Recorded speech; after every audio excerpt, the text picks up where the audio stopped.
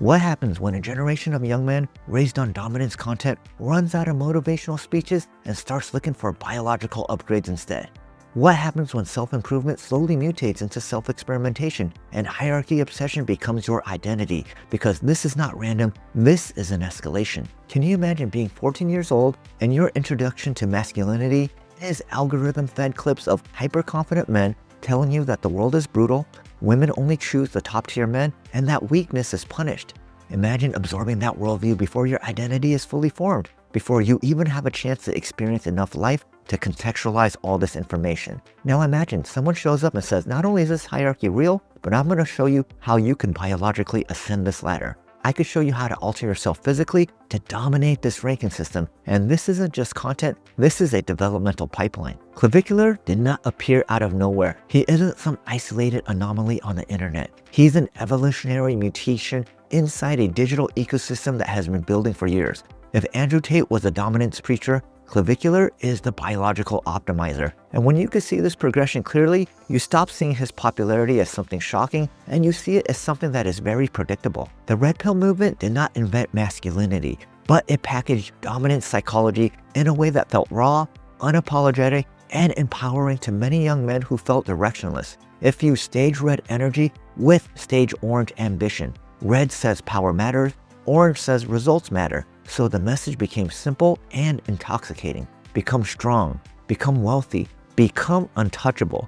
Andrew Tate embodied that synthesis. He represented confidence, status, aggression, and certainty. And for young men struggling with insecurity or social confusion, that clarity felt extremely stabilizing. But when a stage saturates culture long enough, it begins to evolve. Once the domination ideology becomes more normalized, the next logical question has to be, how do I optimize faster? And if money is leverage, the body also becomes leverage. If confidence is king, aesthetics become your currency, and Clavicular takes the red pill hierarchy logic and internalizes it physically. He says do not just dominate socially, you have to engineer your biology, hack the hierarchy at the level of muscle density, facial structure, hormone manipulation, and from a spiral dynamics lens, this is red-orange escalation. Red demands boldness, fearlessness, and transgression.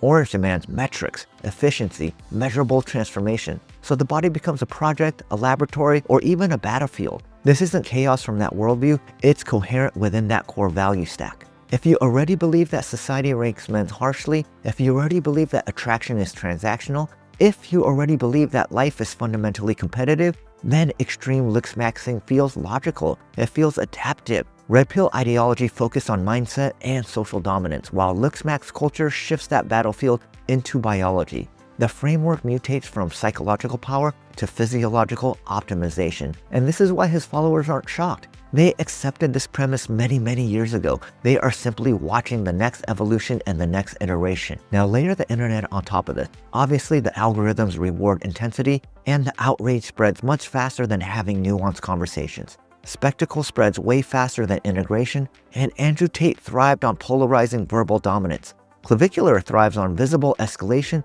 and the biological experimentation that he's been doing, and each iteration must push further and further to capture your attention. And the marketplace incentivizes this extreme behavior. So this escalation becomes rational from a business standpoint. And when attention is currency, the intensity becomes your strategy. And here's what is really concerning. The young men consuming this dominance content, they do feel empowered temporarily.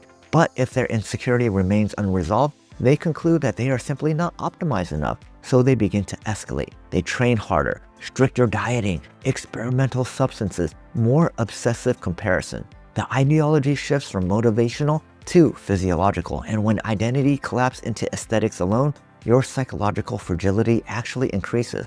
Worth becomes tied to symmetry, masculinity becomes tied to dominance, and risk becomes tied to your validation. I believe that most mainstream critics are responding to this emotionally. They label it toxic masculinity and they shame the audience. But what they don't know is that shame strengthens stage red. Red interprets moral scolding as weakness. When dominance culture is attacked without offering an integrative alternative, it begins to double down. And this is where developmental understanding really matters, because without understanding the stage of development driving this behavior, the criticism simply feels a narrative of persecution and rebellion. And this is why on this channel, we decode controversial figures and cultural movements through spiral dynamics instead of reacting emotionally. When you understand the stage of development driving this behavior, you stop feeding outrage cycles and start seeing the patterns. If you value this kind of breakdown, hit subscribe and comment below whether you see clavicular as a cause or as a symptom. We know the YouTube algorithm loves intensity, so your engagement is what allows these types of nuanced conversations to actually survive. Stage red values strength, dominance, boldness, and fearlessness. Stage orange values achievement, optimization, measurable success, and leverage. When you combine these two together, you get competitive hyper-masculinity. Stage green, that values inclusion, emotional safety, equality, body positivity, and sees this movement as regressive and dangerous. But green often fails to understand that red doesn't respond to moral arguments. This is where stage yellow begins to integrate this. Stage yellow recognizes hierarchy without making it its identity. Yellow understands attraction dynamics without obsessing over them. Yellow integrates strength with emotional intelligence, and without that integration, escalation continues. And this is why clavicular is actually a signal. He signals that masculinity is in a transition. He signals that young men feel constantly ranked in a digital economy of comparison. He signals that the attention marketplace rewards extreme behavior, and he is not the origin of this. He's just an amplification, because if you remove him without addressing any of this insecurity, another version of clavicular will just take his place. So before you judge this movement, ask yourself honestly where you compare yourself, where you chase for validation, where you secretly believe hierarchy defines your self-worth. The hierarchy instinct is human in all of us, but the difference between maturity and regression is how we integrate this. Red says to dominate, green says reject domination, but yellow says understand all of this and integrate this in a conscious way. And this is why I think meditation is the antidote. In a culture obsessed with external ranking, internal stillness becomes a revolution. Meditation regulates the nervous system that craves dominance as a proof of safety. When your body feels safe internally, you do not need to escalate anything externally.